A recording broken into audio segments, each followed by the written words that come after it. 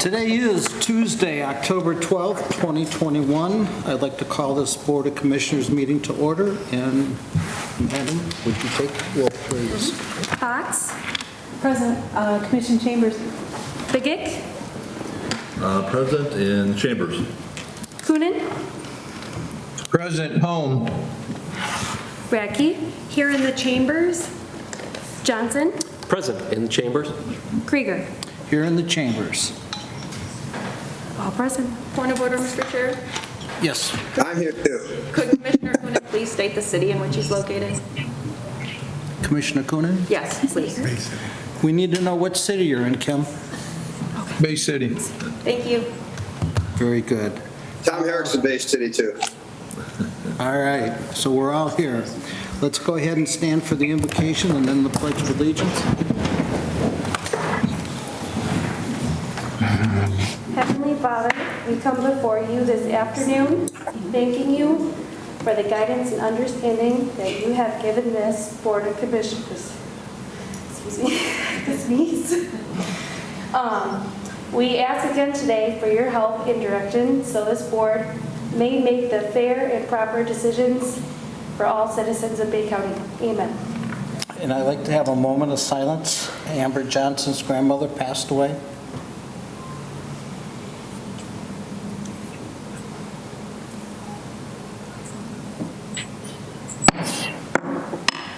I pledge allegiance to the flag of the United States of America and to the republic for which it stands, one nation, under God, indivisible, with liberty and justice for all. Thank you. We have a couple minutes in order for us to make legit. The first one would be minutes from 9/14 of 21. What is your pleasure? So moved. Support. Any discussion? Roll call, please. Begic. Yes. Coonan. Yes. Herrick. Yes. Radke. Yes. Johnson. Yes. Fox. Yes. Krieger. Yes. We have the minutes from 9/21 of 21. Need a motion? So moved. Support. Discussion. Commissioner Fox. Yes, I'd like to have the minutes reflect that Mr. Herrick was excused, not absent. Very good. Roll call, please. Coonan. Yes. Herrick. Yes. Radke. Yes. Johnson. Yes. Fox. Yes. Begic. Yes. Krieger. Yes. Thank you. Anyone from the public under citizens input would like to address the board? Do we have anyone from the public? That being said, let's move into petitions and communications. A, we need to have a public hearing. A motion to go out of regular business would be in order. So moved. Support. Discussion?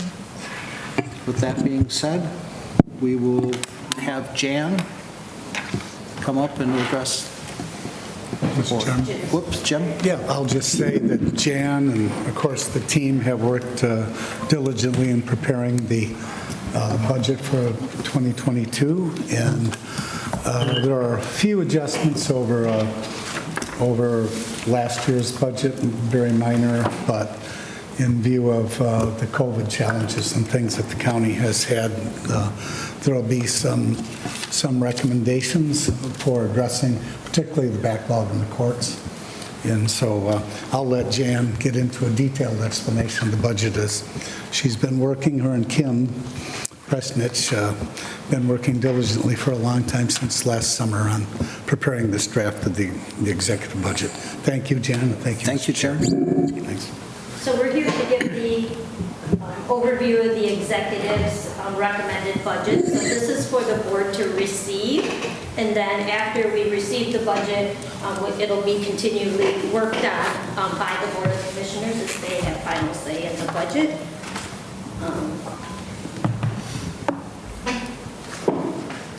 So our mission is that the budget strives to balance the needs of the citizens of Bay County and its employees while ensuring fiscal responsibility, excellent service to the Bay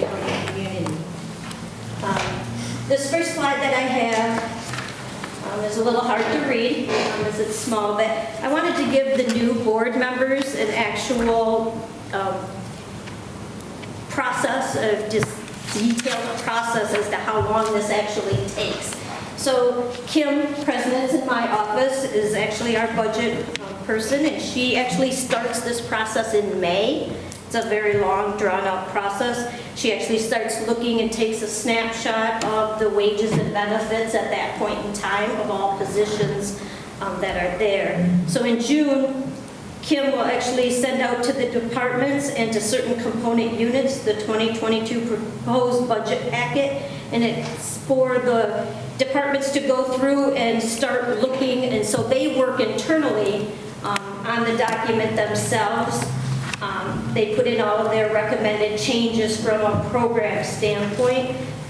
The personnel costs that you'll see later on represent 65% of our budget. These costs are locked to the department, so the department cannot make changes on our online system to the wages and benefits. We do that because we have to be able to control what those changes are. So whatever current vacant positions are at that time, Kim will actually go throughout the whole process and will update as positions are filled and as jobs are being vacated too. We'll look both ways. So when we have a vacancy, just so you're aware, we tend to budget the worst case scenario, which is health insurance for a family, and usually mid-range of the wage scale in case we hire someone internally.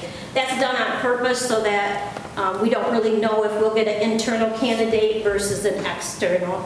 And then as those, happen based on what, if the person is single, we'll move the budget down based on not having a family plan.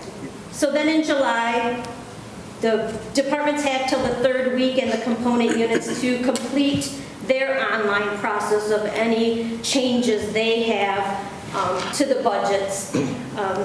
And at this time, again, they're not allowed to put in any changes to the wages and benefits, but they are allowed to put in a service enhancement request.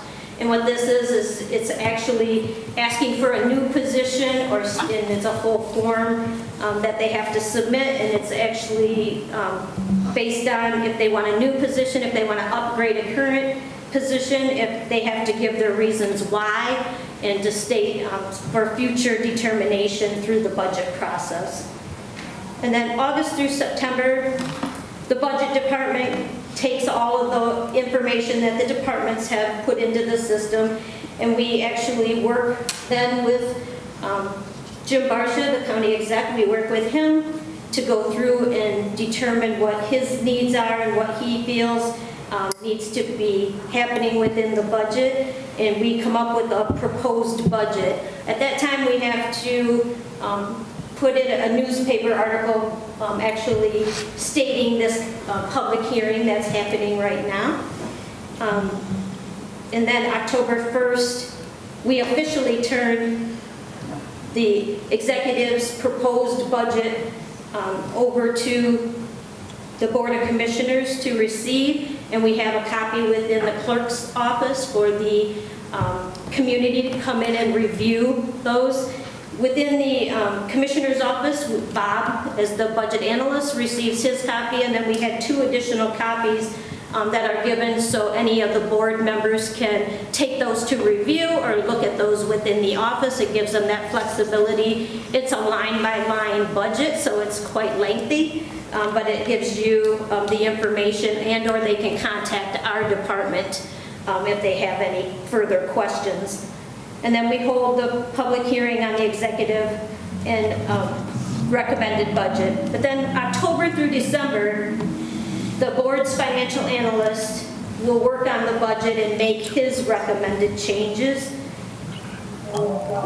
This budget can be adopted at any time when he is finished with his changes. The approved budget must be adopted the day before our first day of our new fiscal year, which is January 1 of 2022. So we may hold additional budget meetings to make that happen, but that is the process in a nutshell. It's a long process. It goes on for 8 to 9 months and takes a long time, but we make sure the numbers are in there and we're accounting for everything that we have.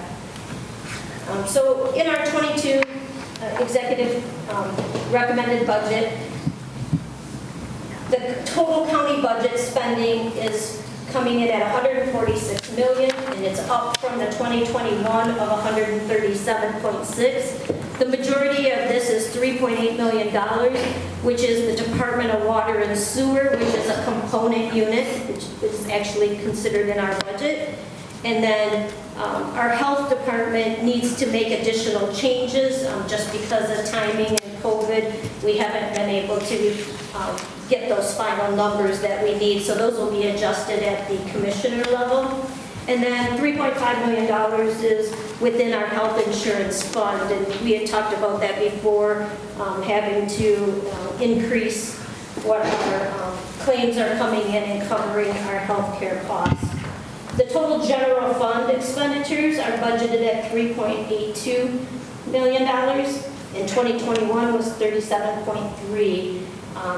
The increase is actually coming from our child care fund and our juvenile home. And why that is because the state has changed the way that we are reporting now. So it makes us have a larger transfer out to that department. So that transfer out is actually an expense on our books. So it's just a different format. It used to be that we paid all of the expense and that they reimbursed us 50%. Now they're paying the whole and we're reimbursing them 50%. Not sure how that's working out real well right now. We're struggling with it. I should say the state is struggling with that, so that may change back in the process. Some of the funds above, you can see the general fund is using $1.6 million to balance the 2022 budget. The health department is using $1 million to balance. 911 is using $500,000, and Department on Aging is using $859,000. Those are reserves that they have on hand. So that'll just be drawing down the reserves that they have.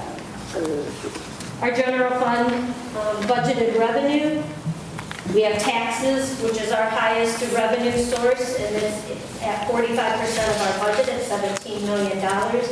And then we have state grants and other financing. Our other financing is our uses of fund balance plus our transfers in from our indirect cost plan that we bill to other departments.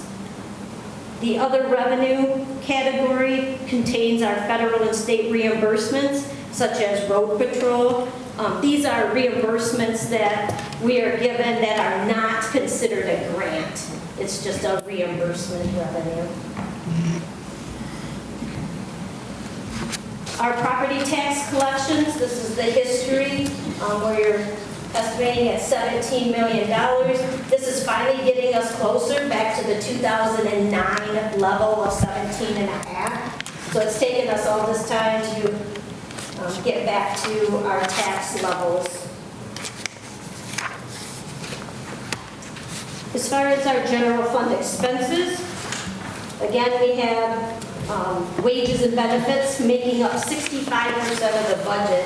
So when we talk about budget cuts and different things, it's actually hard for the departments to actually cut from their budgets without actually looking at the workers because there's not as much funding there or other expenses to cover. So 65% is making that expense up.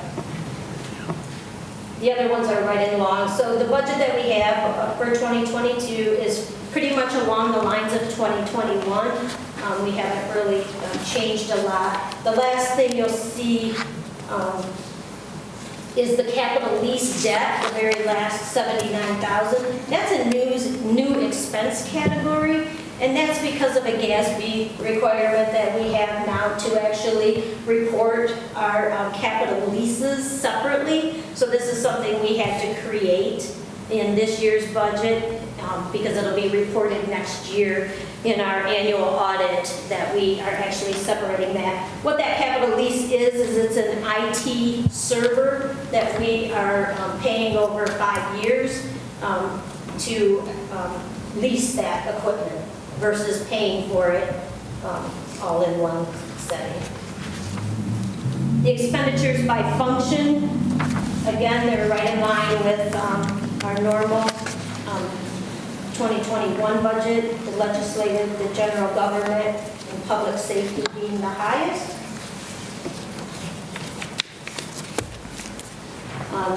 The health insurance contribution we have is projected at $3.9 million. 2021 was at 3.4. And again, we've had those conversations that our claims are getting higher, and we're estimating within the budget process that we will be able to cover those expenses. Our retirement, just in the meeting prior to here, I apologize, this is an old slide, but I will give you the updated numbers. We were just given our valuation for our pension plan. For 2020, our funding ratio is for the general group is 128.6. So it's an increase from the 123 and the 120 from 2018. We continue to put our 4% of payroll contribution into the pension plan. Our pension plan is an open plan.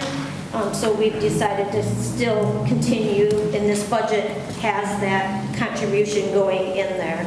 Our retirement for our sheriff's group is, the 2020 funded ratio is 131.6, and as, again, their contributions will remain the same as the 4% too.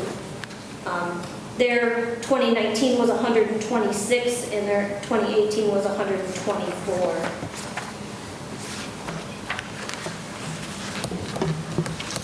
Our pension over time, again, a little hard to look at, but we're getting back closer to our 2008 and 2009 levels with the percentage of funding through, again, the general group and the sheriff.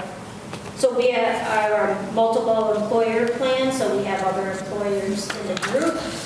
So the amounts that I've just given you are just our county portion, not the portion of the whole plan. The whole plan for pension is 118.8% funded. So we're doing very well there. A lot of that has to do with the return on investments that we have within the plan, so we're doing very well there. The 2022 major capital expenses, we have IT with replacing a firewall and core switch updates and additional hardware. Our secondary road patrol looking for 4 new vehicles through the state cooperative purchasing agreement. Our Department on Aging replacing 1 delivery truck, and our mosquito control replacing vehicles. And the 911 looking for just to replace some consoles for the dispatchers. These will change. Buildings and grounds are not factored in here at this time because just of receiving them before, right before the October 1 date. So we will be adjusting those as we go along. Underneath the commissioner's budget. This next slide shows a 2017 to a 2022 general fund comparison. So this is showing what each year is happening. And I know, again, it's a little hard to read from the screen, but if you look at the 2019, we had revenues and expenses with a rep actually anticipating a deficit of $1.9 million. So we were budgeting to use 1.9, but it actually showed that we had a surplus of 806. So we had $2.7 million swing from the budget to actual. And in 2020, again, we had a larger swing when we had revenues of $37 million with expenditures of $36. budgeted, and then we showed a possible deficit of 1.3. Our actuals actually came in at $3.68 million. Why that is there was a difference of $5 million, and that's made up of our COVID dollars. So we received all of these additional funds that we weren't anticipating, and our reduced expenses that we did over COVID by having the work share program, we were able to reduce our expenses. So budget to actual was off based on those scenarios. 2021, we are estimating a $2.2 million deficit. Currently, the way it looks, our revenues are starting to rebound, but our expenses are staying low, which is a good thing. So as of looking of last week, we had a $2 million surplus at this time. Again, we collect revenues at different times, so that may not hold up till the end of the year, but that's where we're standing at this time. The 2022, the last box that you'll see shows the general fund revenues being budgeted at $36 million and expenses of $38, with a possible deficit of 1.6. Again, that would be using part of our $9.1 million that is available within our fund balance to balance. Our general budget and stabilization plan currently has $7.1 million in it. That constitutes 20% of our approved budget. We have $9.5 million, the brown section that makes up assigned and unassigned fund balance. And then our assigned and all of the actual assigned, unassigned, and budget stabilization make up 16.6% or $16.6 million in fund balance.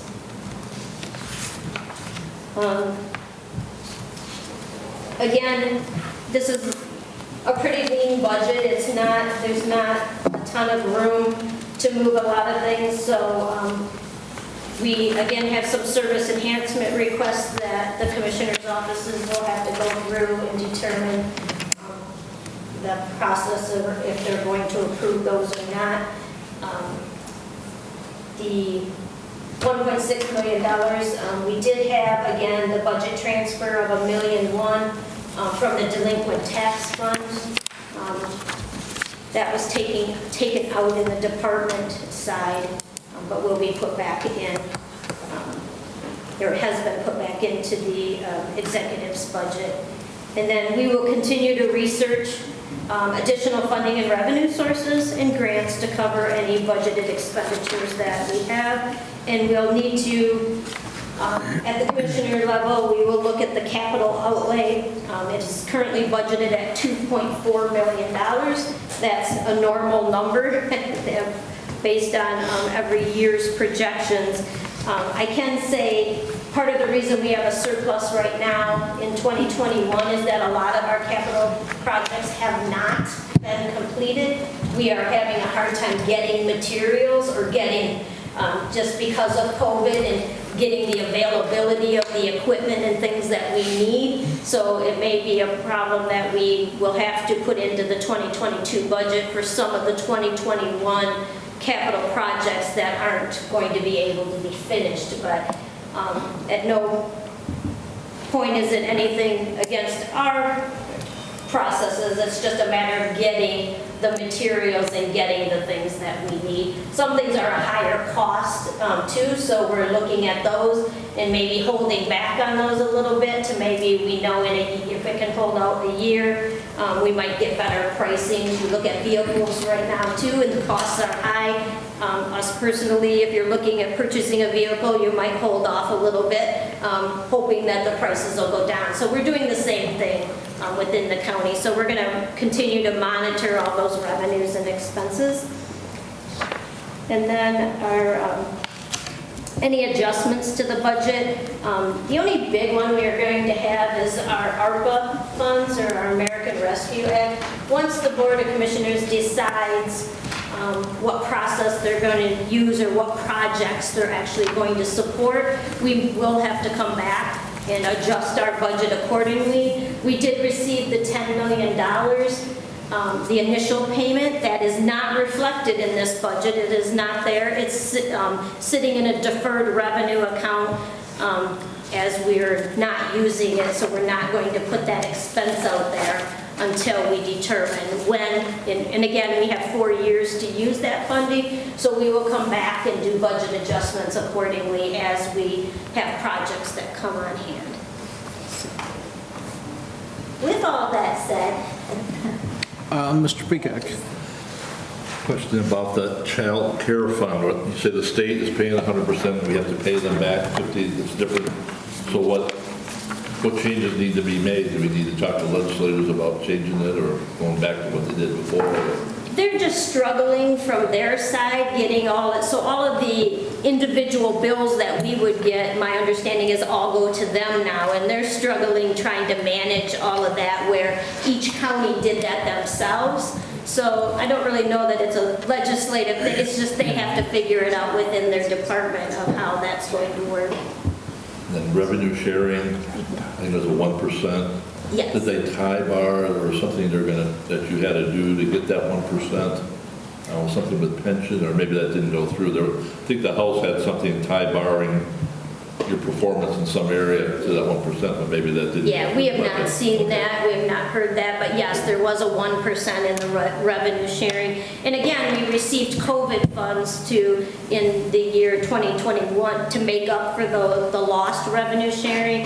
Our payments aren't all in our revenue sharing, so we'll continue to watch that too, but it shouldn't hurt us this year. We were able to actually recoup more COVID money, and that's what you see in the available fund balance of $9.1 million, is a lot of that was because of the additional funds we received instead of our one revenue sharing quarterly payment. Commissioner Fox. What percentage of a county's budget is typically people? 65%. Is that consistent across all counties? Yeah. No, across all counties. How do we compare to other counties with those costs, people costs? I would think we're pretty close. I would have to go and actually look at that and try to get some information from them. But I know I come from Saginaw, and years ago even we were sometimes up as high as 62% too. So I don't think, and again, as wage increases happen and different things, that's just getting higher and higher because again, your revenue necessarily isn't following the increased expense side. So your percentage in total, I mean, from the, it gives you less money to in all your other expenses, because we'll have to have, and again, we have to have a balanced budget, so we'll have to work on cutting something if we actually How much do expenses go up every year? I guess I don't know overall, if you're asking as an overall budget, but I mean, ours have been so stable, and it's hard to compare year to year because we aren't, I guess COVID sort of threw that off, as like we're cutting expenses in one place that normally wouldn't be cut. But since I've been here for 5 years, our budgets have been pretty stable. Okay. Thanks. Yep. Commissioner Herrick or Commissioner Coonan? Question? Kim, we only see your head. Your hat. There, keep going, keep going. There we go. Well, maybe we were better just looking at your hat. Go ahead, Kim. He's muted. Oh, you got to mute. There you go. I think. Can you hear me? Yes, we can. Oh, okay. Jan, in the 2021 executive budget, in one of the boxes down there from 17 to 22, are there any stimulus dollars that are going to go in that's going to turn that deficit into a surplus? The 2021 does not have any stimulus dollars in it. All of our CARES funding actually ended in 2020, so none of that. There is a little bit in the health department that we need to correct a little bit yet. Joel just hasn't had time to finalize his budget with us, as we understand he's pretty busy right now, but we have been working with him, trying to get those numbers. So right now, there may be a few dollars in there that will need to be taken out, yes. And I don't know if you've calculated dollars for loss of revenue for the stimulus dollars as well. That would be for 2022. For 2022, I have not. I have looked at it for the 2020, from 2019 to 2020, and it was a loss of $5.1 million is what the loss that we had. So we continue to lose the big... We replenish that though, right? Not at this time, but we will through the ARPA funds once those are approved. We have not done that at this time, but we have made the calculation. Would that be for 2020? For 2021. Oh, 2021, okay. Yeah. That would be for 2021 then. So that would reduce our 10 million down to a smaller number. Yeah, or depending on when, again, when the Board of Commissioners decides to use those ARPA funds. I mean, we're going to sort of correlate bringing those funds in. But yes, the lost revenue will drop to our fund balance, and then our fund balance will be used to make additional projects for ARPA related. All right, thank you. Commissioner Herrick. Mr. Herrick's good, thank you. Very good. Anyone else? Mr. Begin. About the retirement, so there's this number, but then I hear another number, an OPEB number, which is a lower number, 50-60%. Yes, So yep. I guess it's... What is that number? I guess. Yeah. Hang on a second.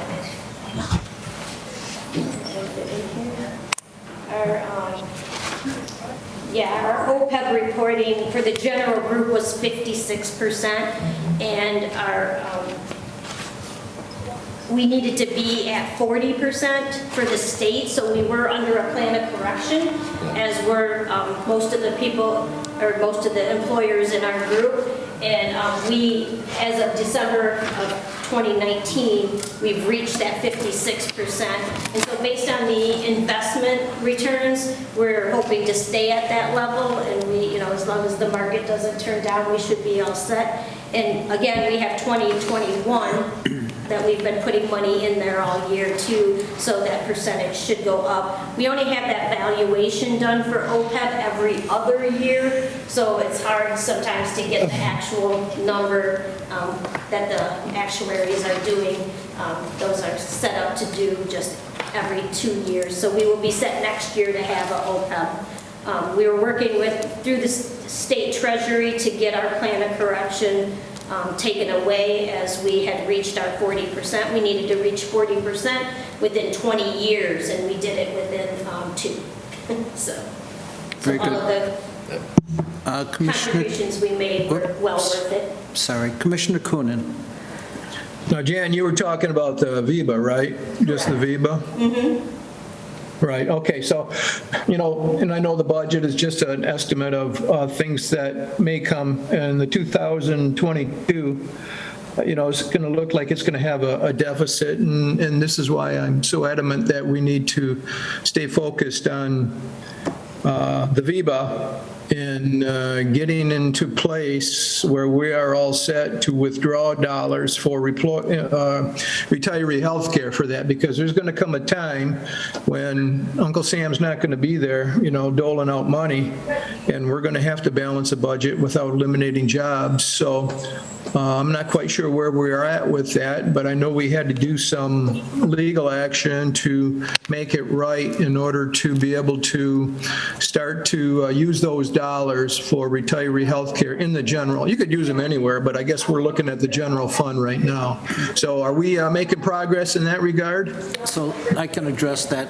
At our meeting today with the retirement board, we approved Heather to work with Miller Campfield in moving forward to make sure that anything that we do will be in compliance with the state. So I'm hoping as we progress within the next couple of months, we should have a much better handle on it, Kim. So I think we're going in the right direction.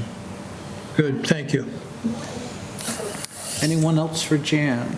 Jan and Kim, I really appreciate all the time and effort. I know this has been a challenge. It is every year. It doesn't change. We're very lucky that you guys are as diligent in making sure these numbers work out, so thank you. A motion to go back into regular business would be in order. So moved. Support. Roll call, please. Radke? Yes? Johnson? Yes. Fox? Yes. Begic? Yes. Coonan? Yes. Herrick? Yes. Krieger? Yes. Thank you. A motion to receive the executive budget would be in order. So moved. So moved. Support? Discussion? That being said, roll call, please. Johnson? Yes. Fox? Yes. Begic? Yes. Coonan? Yes. Herrick? Yes. Radke? Yes? Krieger? Yes. Under B, the City of Bay City has an application for obsolete property rehabilitation exempt certificate. Motion to receive would be in order. So moved. Support. Discussion. With none, roll call, please. Fox? Yes. Begic? Yes. Coonan? Yes. Herrick? Yes. Radke? Yes? Johnson? Yes. Krieger? Yes.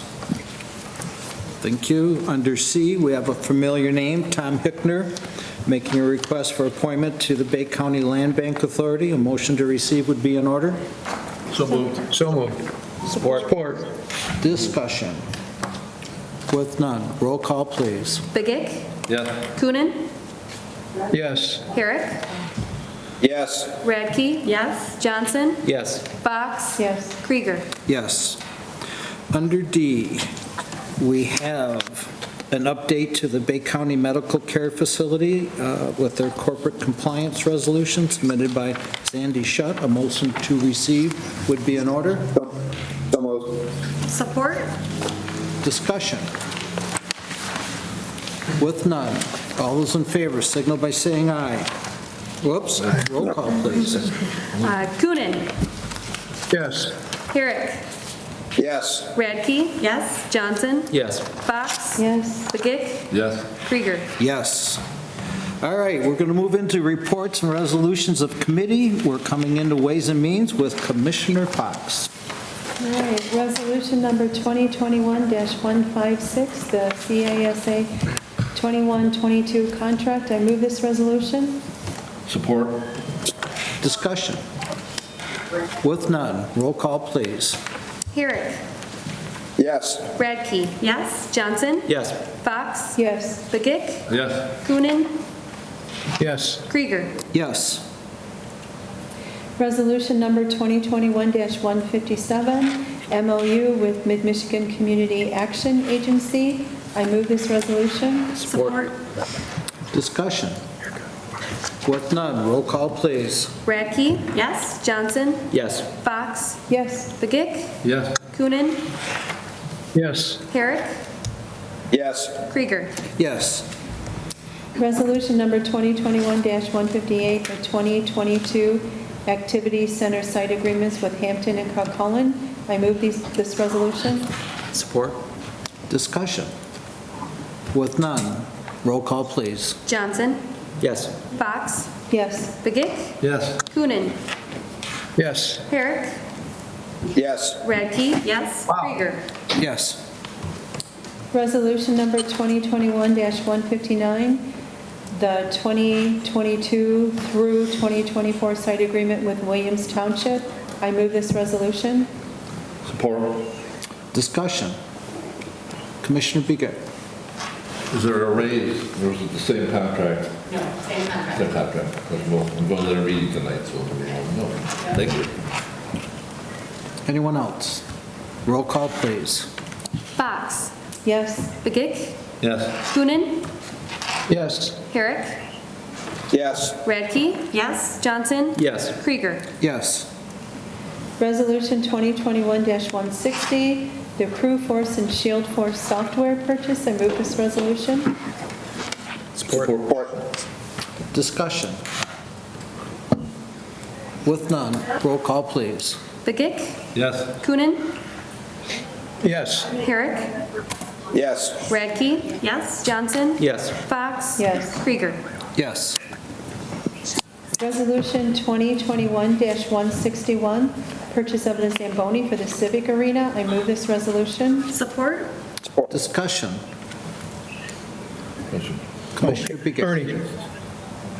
I didn't see the Zamboni in the 2022 budget, so it's going to be in this budget then, 2021? Kristen? So this resolution would provide for a budget adjustment because we have to issue a purchase order. In order to do a purchase order, the money technically has to be there in the budget. But we know because of the length of time it takes to actually receive the Zamboni, payment's not due until receipt. And so we know we'll be rolling this over into the 2022 budget. Thank you. Commissioner Coonan?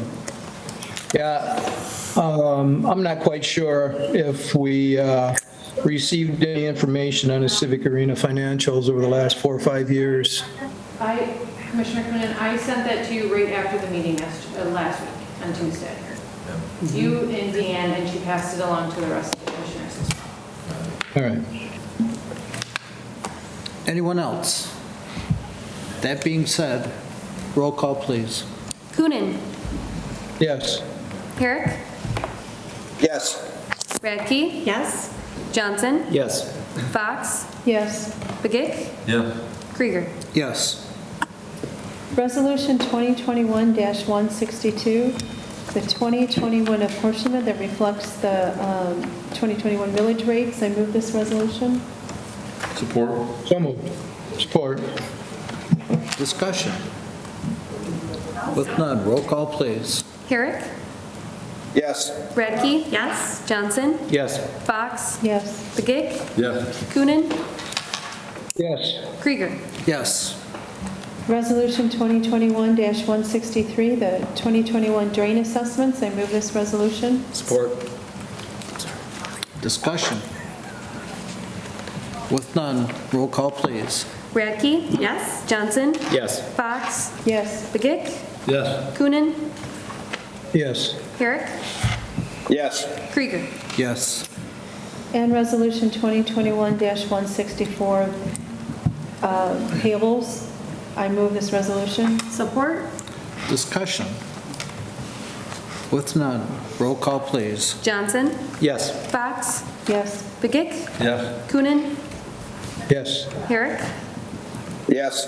Radke. Yes. Krieger. Yes. And with that, I turn it back to you. Thank you, Commissioner Fox. Under B, Personnel Human Services, Commissioner Johnson, looks like you have an easy one.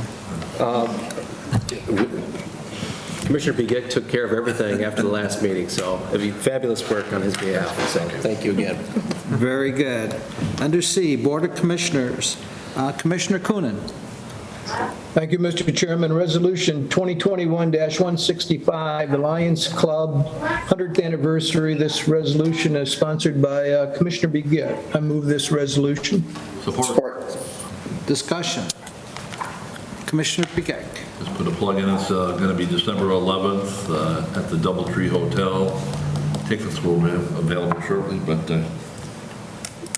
100 years is a long time. I wasn't there at the beginning, though, so pretty close. Very good. Let's do a roll call, please. Fox. Yes. Begic. Yes. Coonan. Yes. Herrick. Yes. Radke. Yes. Johnson. Yes. Krieger. Yes. Under number 2, Kim. Resolution 2021-166, Bay County Sports of Hall of Fame resolution sponsored by Commissioner Begic. I move this resolution. Support. Discussion. Commissioner Begic. You go right ahead, sir. November 14th is the date at the Doubletree Hotel. I think the tickets will be, probably are out by now. So come on out. Very good. Commissioner Johnson. Just a lot of awesome congratulations and thank you for in bringing this to us. But Essexville's Garden football team, where I'm at now, but a lot of handy stuff on here, which really excites me because I graduated from handy in '89, so I was one of the last ones to go. But I mean, so we got the handy baseball team now, and then Melissa Petty David. She's actually the wife of one of my former handy people. Just an amazing athlete. Coach Rademacher. Terry Smith, who actually should have been a Wildcat and was for a very short period of time before he skipped over the other side. But he's from the Banks area, so I hung out with him quite a bit. So Adam Vrabel, he would have been a handy person had they kept our school open. And then just, a big thing too, my Uncle Danny on here, just a great class. So just really exciting. So I'm hoping it'll be a really good time. Handy High School class of 64, a little before your time. A little bit, but that's all right. Thank you. So I'm trying to figure this out. So you are older and have hair. You are younger and you don't. So, must have been the water. It is the genes. Well, yeah. Any other discussion? Had you seen my Uncle Danny? No. It's the same haircut. Okay. So. Any other discussion? With none, roll call, please. Begic? Yes. Coonan? Yes. Harris? Yes. Radke? Yes? Johnson? Yes. Fox? Yes. Krieger? Yes. Kim, number 3. Oh, I'm sorry. Resolution 2021-167, reports of the county executive. I move this resolution. Support. Discussion. With none, roll call, please. Coonan? Yes. Herrick?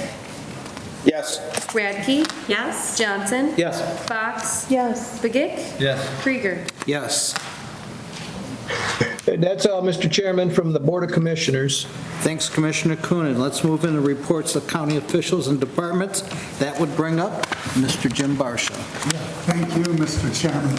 I'll be brief. I know you've had a lot to digest with the budget today and the other discussion that you've had. I would like to recognize a gentleman who's seated in the back of the room here, Mr. Chris Zworski, who has been selected as the Association of Public Safety Communications Officials in the state of Michigan as the Director of the Year. Wow. Yes, we appreciate all that you would do, and I know people I hear constantly from county officials from around the state who... Jim, not to interrupt you, but let's bring Chris up to the podium so people can see who he is. I mean, we're not going to let him get away as being unknown. But yeah, I receive a lot of compliments about Chris's work and how his groundbreaking work here in Bay County has been replicated throughout the thumb and around the state. And we know you're on the front lines in public safety communications and how important that is to all of our residents, Chris. And so just wanted to acknowledge your most recent distinguished recognition and thank you for your service to Bay County and our residents. Thank you. Thank you very much. It's an honor and a privilege to serve the community and to serve you, Jim, and everyone here, the board members. And I truly love my job. So thank you very much. We always want to be good, Chris. Just keep working on that budget. Thank you, Chris. Congratulations. I think that's all, Mr. Chairman, that I have tonight.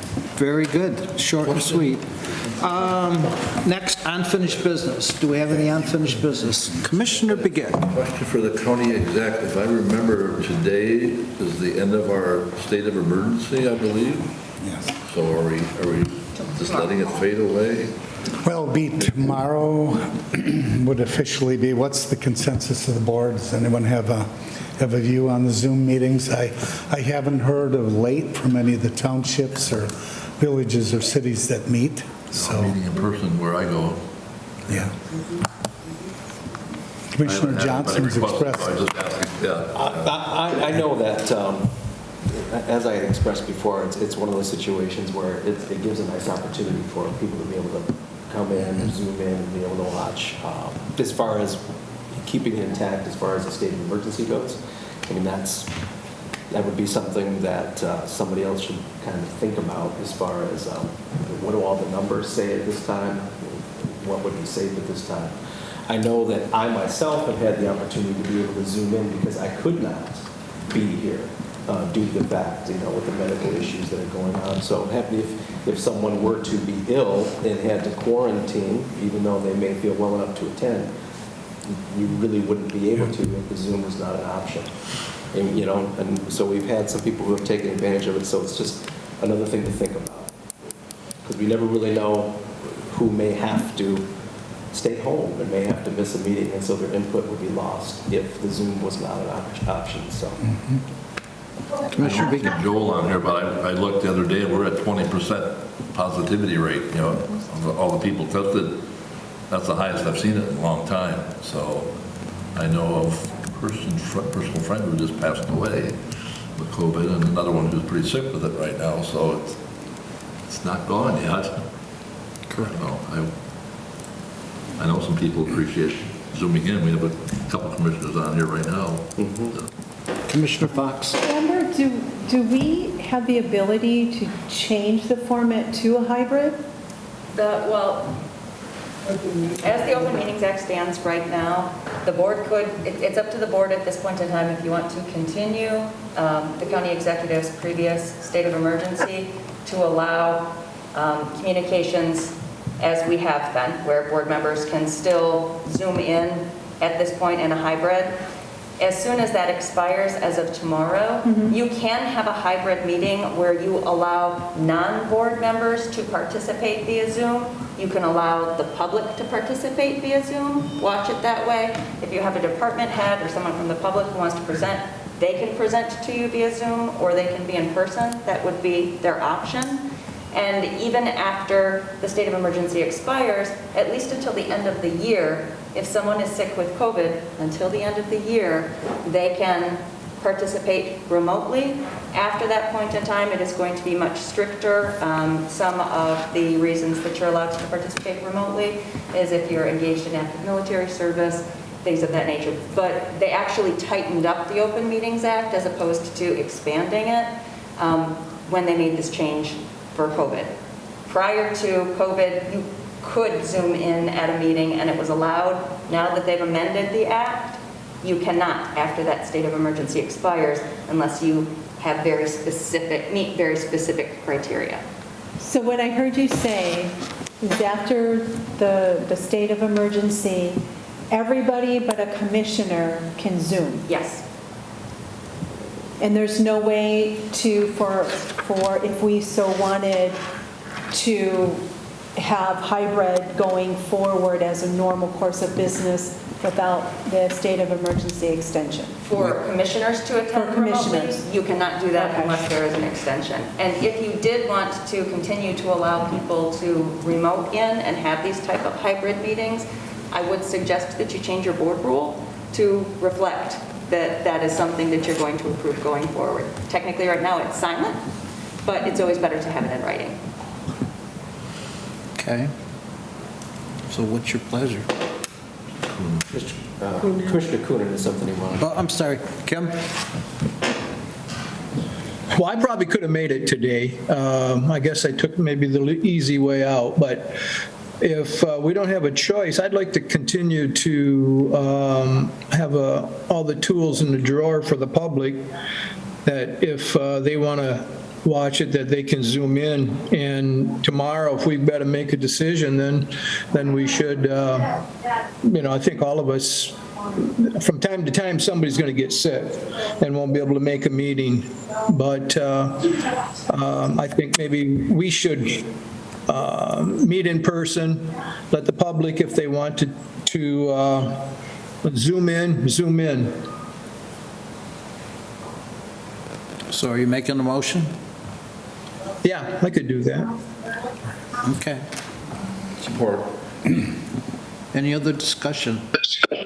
So would this motion be to amend our regular meeting so as to allow the public to zoom in? Or would this be so as to extend the emergency order so that all could do it remotely? Kim? No, well, I was thinking, I was listening to Amber, and she said about 3 different things, so I'm trying to figure out what they were. I just thought it would be cleaner, and maybe I'm wrong, whereas if we ended the emergency, commissioners show up, and the public zooms in. That's what I thought. What about department heads? Well, they could, can they zoom in? I just heard. They could. Yes. Yes. The Open Meetings Act just applies to the commission members and the officer. Okay. I guess the question I would have, Mr. Chair, is Sure. how would it impact the townships and cities in Bay County? I know where I'm at right now. They are all meeting in person. They've even stopped meeting in the larger meeting areas that they did have available to them, and have now moved into their regular seating arrangements in their smaller quarters. And there are people from the public who have come in. That's kind of started to pick up in the last 3 months or so. So, despite the fact, whatever the numbers might be at this time, they're all still meeting in their smaller chambers, and they're all still allowing the public to come in, and some are showing up. Especially when it affects them and something they have on the agenda that they're interested in. So it doesn't seem to be changing anything at this time. So I would go along with, I know you had already supported it, but in a situation like that would allow anybody that wished to be able to zoom in and participate, and the department heads being able to participate, so that if something did happen, and you didn't want to declare a new emergency, but you wanted fewer people in here, or someone had to be somewhere else, I have no problem with that. Okay. I think that would be great. So Deanna, are we clear on the motion that's being made then? Okay, very good. Any other discussion? That being said, roll call, please. Herrick. Whoop, You're mute. you'll have to hit your mute button. I'm still looking, what exactly is the motion? That's all I want. I'm just kind of a little caught up in this. So the motion will be that anyone from the public, any department heads, with the exclusion of county commissioners, will be able to Zoom until the first of the year. Okay. All right, I got it. Yes. Radke. Yes. Johnson. Yes. Fox. Yes. Begic. Yes. Coonan. Yes. Krieger. Yes. Motion carries. Any other unfinished business? Any new business? Anything under miscellaneous? Announcements? We are all set with the land bank. Whoop. And a quick announcement. Oh, I'm sorry. It was sort of remiss, Monitor Township dedicated their new fire barn the other day, on Sunday, so I'm sure they'll give you a tour if you go out there, but forgot to get a proclamation, so I was there, but there were other proclamations there, so. Yeah, the state rep and the state senator were both there. I was supposed to be there. Yep, that's all. Okay. Craig? Thank you, Mr. Chair. Last week, we had our adoption event at the animal shelter. This was a Bissell event. We had adopted throughout the week 15 cats and 2 dogs. So overall, we were very happy with that those individuals came out and adopted. So thank you for everyone that came out. And also, I wanted to echo Mr. Barsh's comments on Chris. Knowing firsthand and working with him, he does a terrific job. Him and his team are absolutely wonderful to work with. They do a really good job over there. So thank you, Chris. Okay, everybody's all set? Let's go into appointments. In October, we have a Land Bank Authority position. We move to receive Tom Hickner. A motion to appoint would be in order. So moved. So moved. Support. Any discussion? With none, roll call, please. Radke. Yes? Johnson. Yes. Fox. Yes. Begic. Yes. Coonan. Yes. Herrick. Yes. Krieger. Yes. Motion carries. Under B, Department of Health and Human Services, this is an appointment for the Board of Directors. I've been informed that that is a governor's appointment, and they do have an individual that they are looking at. They have not been appointed, but I think that's soon to happen, so we'll be fine with that. In November, we have a Building Authority, which is 2 6-year terms expiring. And in December, we have Veterans Affairs Committee, 2 4-year terms. And we also have Department on Aging Advisory Committee, 4 2-year terms, and that would be in districts 1, 3, 5, and 7. That brings us to possibility of a closed session. Ms. Amber? There is no need for a closed session, Mr. Chair. So with that being said, Mr. Johnson? I would make a motion to adjourn the meeting. Roll call, please. Johnson. Yes. Fox. Yes. Begic. Yes. Coonan. Yes. Herrick. Yes. Radke. Yes? Krieger. Yes. We are adjourned. Have a good evening, everyone.